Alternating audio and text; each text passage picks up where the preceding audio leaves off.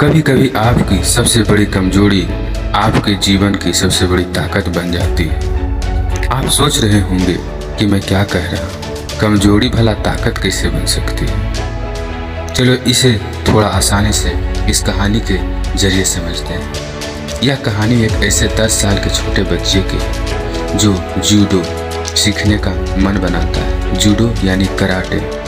Judo सीखना कोई बड़ी बात नहीं है, लेकिन इस बच्चे के लिए थी, क्योंकि उसके कुछ महीने पहले ही इस बेचारे बच्चे ने एक बहुत ही दुर्लभ पूर्ण कार एक्सीडेंट में अपना बायां हाथ खो दिया था। दृढ़ निश्चय इस बालक ने अपने जापानी बूढ़े जूडो मास्टर से जूडो के पाठ सीखने शुरू कर दिए। बच्चा मास्टर के सिखाए पाठ को बड़े ही अच्छे से समझता, प्रैक्टिस करता और उनकी कही हर बात ध्यान में रखता। फिर भी इसे यह समझ में नहीं आता था कि क्या पिछले कई महीनों से मास्टर उसे एक मूव भी सिखाए जा रहे थे।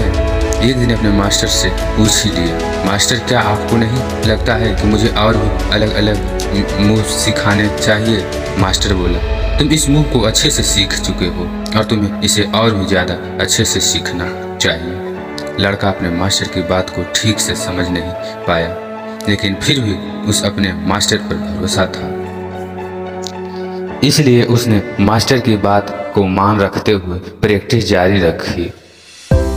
कुछ महीने और बीत गए और एक दिन मास्टर अपने उस छोटे से स्टूडेंट को एक प्रतियोगिता में हिस्सा लेने के लिए ले गया और आश्चर्यजनक रूप से पहली 2 मैचेस वह लड़का बड़ी आसानी से जीत गया। तीसरी मैच में बेशक ज़्यादा कठिन होने वाली थी, लेकिन तीसरी मैच भी उसका प्रतिद्वंदी अपना धीरज खो देते हैं और यह लड़का अपना वही मूव आजमाता है जिसका उसने कई महीनों से लगातार प्रशिक्षण किया था। लड़का खुद भी अपने कामयाबी से आश्चर्यचकित रह जाता है। सबको हैरान के बाद आखिरकार लड़का फाइनल्स में पहुंच जाता है।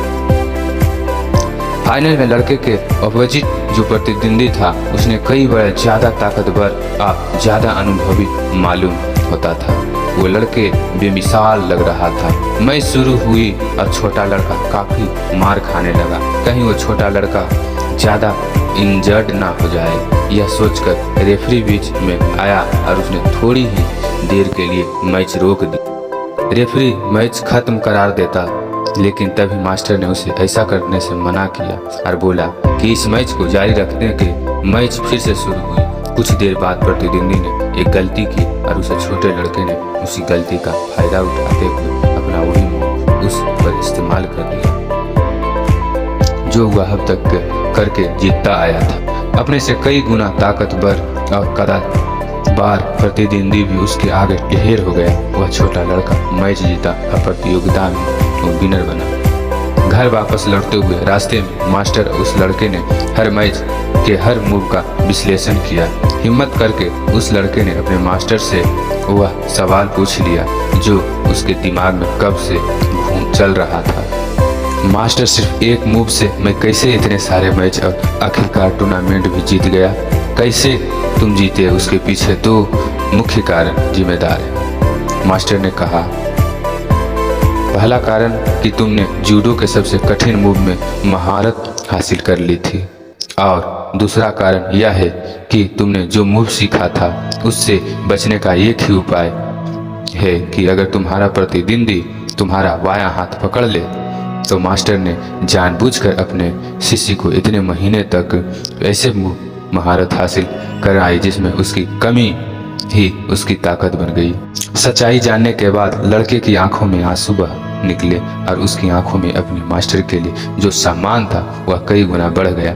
कहानी की सीख यह है कि हम छोटे लड़के से हम सीख सकते हैं कि जीवन की कोई भी कमी आपको आगे बढ़ने से नहीं रोक सकती है, लेकिन इस बात से पहले आपको मानना होगा, फिर दुनिया मानेगी। मास्टर से हम सीख सकते हैं दृष्टिकोण बड़ा ही महत्वपूर्ण होता है। दुनिया को जो कमियां हैं उसे हम दृष्टिकोण बदल कर ताकत में बदल सकते हैं। दुनिया के लिए जो कचरा है उसे हम मूल्यवान बना सकते हैं।